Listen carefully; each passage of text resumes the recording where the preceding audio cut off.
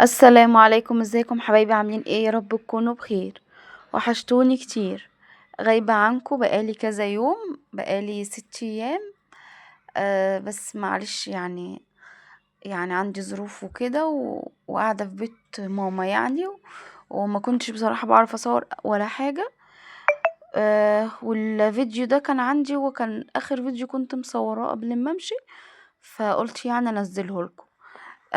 الفيديو بتاعنا، بصوا حبيبي، الفيديو ده انا كنت عاملاه، كنت صايمة.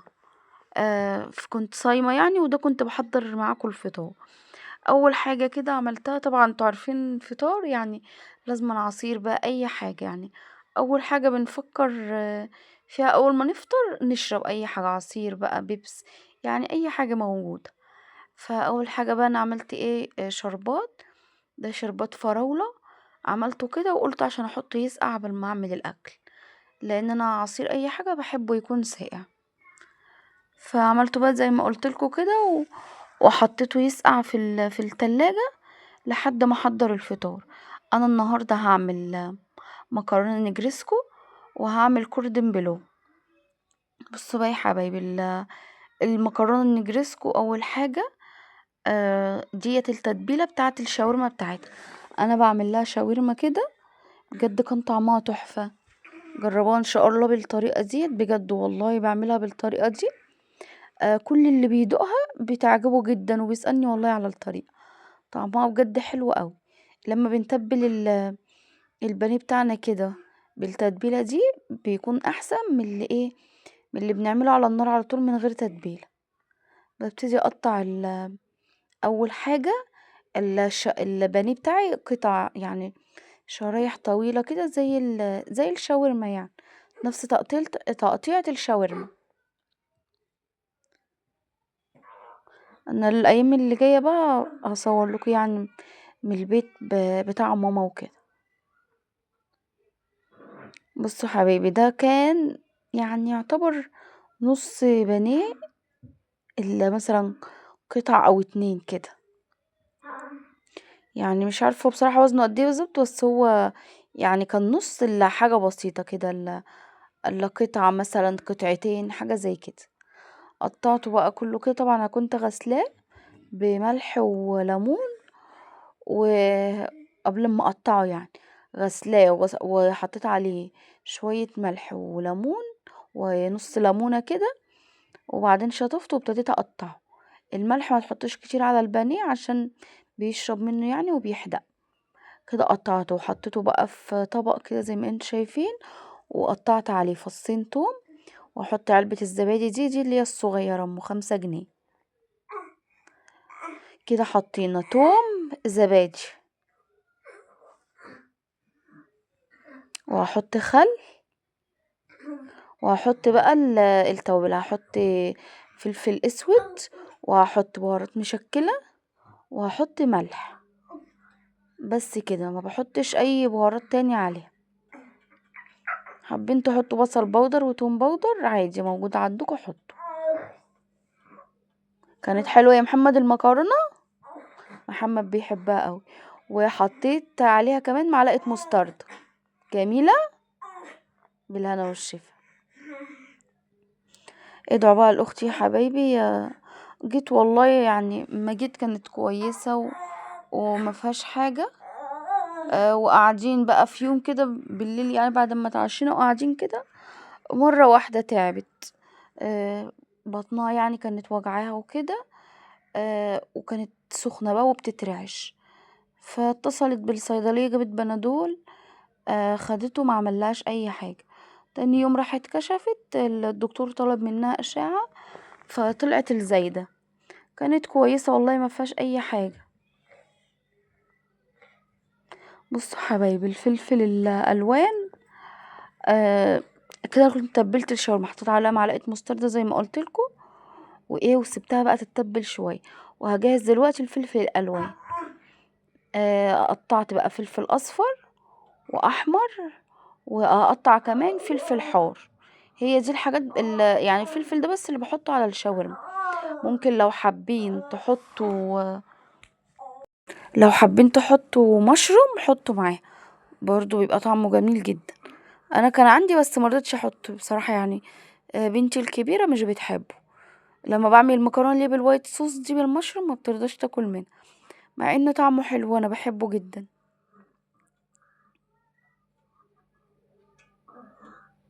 بصوا يعني المرض ده بصوا في ثانيه، والله في ثانيه.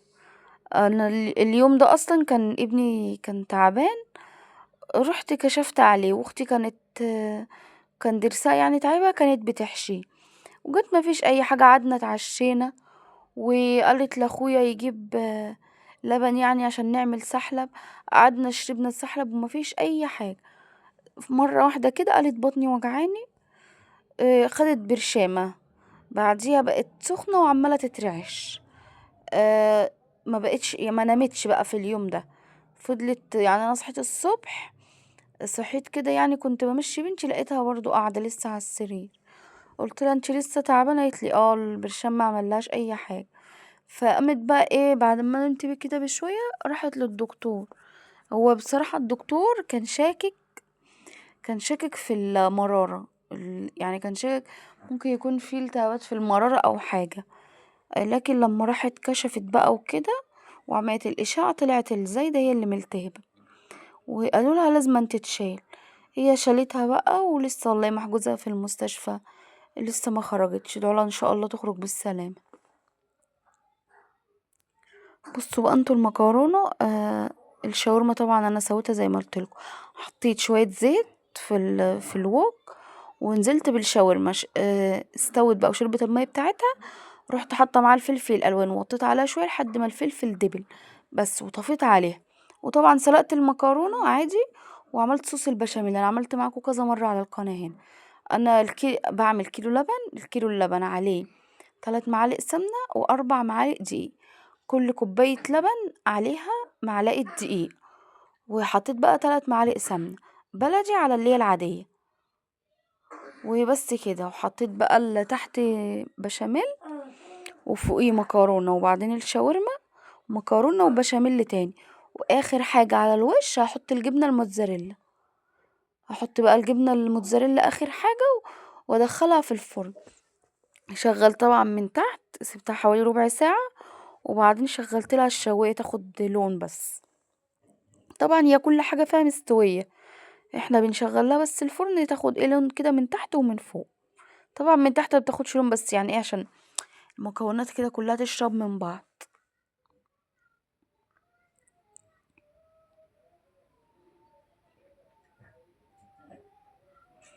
حطيت الجبنة الموتزاريلا وبس، هدخلها بقى الفرن. دلوقتي هعمل معاكم الكوردن بلو. انا كنت متبلاه، بصوا بقى تتبيلته انا متبلاه يعني قبلها بيوم، عشان كده مصورتش معاكم. انا تبلته، حطيت بصلايه يعني تبشروها وتاخدوا المية بتاعتها، و... وتحطوا معلقة مستردة وشوية ملح وفلفل اسود وشوية بهارات مشكلة وقرن فلفل حراق. بس كده، دي التتبيلة بتاعتها. وسبتها بقى في التتبيلة، وبعدين بجيب البانيه بقى، احطه على كيس وادقه كده زي ما انتوا شايفين، وايه واروح حاطه عليه جبنه شيدر، دي شيدر اللي هي المستورده، واحط عليه ترك مدخن او رومي مدخن، اي حاجه مدخنه. وابتدي الف. وطبعا عملته بالخله، الخله اللي هي الصغيره ديت، نبتدي نقفله بيها. شايفين بقى يا حبايبي، الطريقة هي واضحة قدامكم خالص. بحط كده البانيه، طبعا لازم ندقه عشان احنا بنلفه رول، فايه عشان يكون مستوي حلو يعني. نلفه كده زي ما انتوا شايفين، والطرف بتاعها ده نروح مقفلينه بالخل. طبعا بعد ما بلفه كده بقى وخلاص خلصته كله، بكون مجهزة بيضة عليها شوية لبن وملح وفلفل اسود وادوبهم كده مع بعض. واروح حاطه بقى الكوردن بلو ده فيه، وبعدين في الفيجيتار واقليه بقى. عايزين بقى تحطوه في فيجيتار، في في بقسماط، في اي حاجه زي ما انتوا عايزين. بجد كان طعمه حلو قوي. جربوه بالطريقه ديت وان شاء الله يعجبكم جدا. يا محمد. محمد بيقول لكم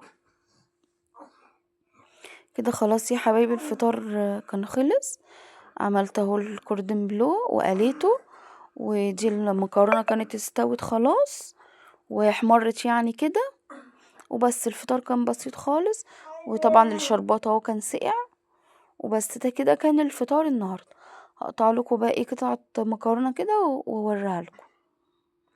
الجبنة اهم حاجة اختاروا نوع كويس، بتفرق جدا في الطعم يعني.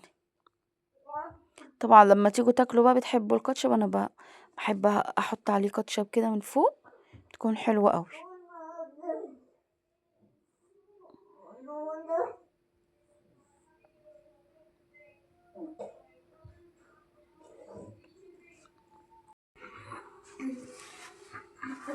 وليه بقى ايه رأيكم في شكلها؟ وعايزاكم كده ان شاء الله تجربوها، وتجربوا طريقة الكوردن بلو دي وتقولي رأيكم.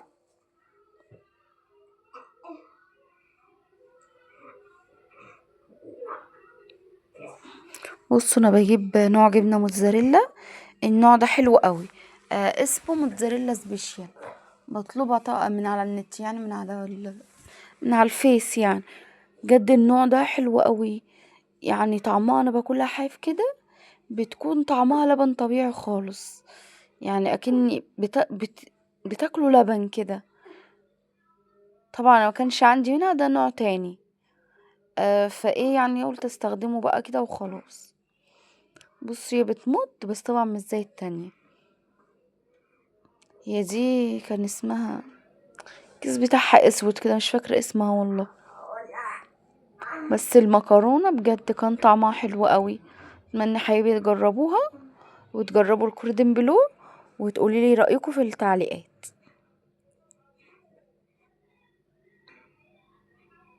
الشربات بتاعنا بقى، وعيالي كمان جابوا حاجة ساقعة. بس كده يا حبايبي، الفيديو بتاعنا يكون خلص. اتمنى ان هو يكون عجبكم.